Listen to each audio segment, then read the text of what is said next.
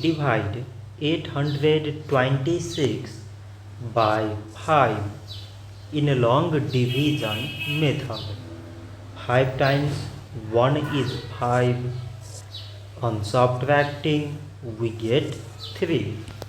So now we put down these 2 and it is 32. 5 times 6 is 30. On subtracting, we get 2. So again we put down this 6 and it is 26. 5 times 5 is 25. On subtracting, we get 1. So now we have no any other number to put it down. So we take here decimal, so that we put 0. So it is 10 and 5 times 2 is 10. On subtracting, we get 0.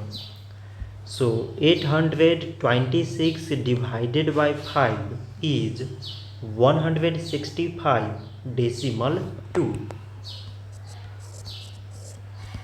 So this much for today and thanks for watching.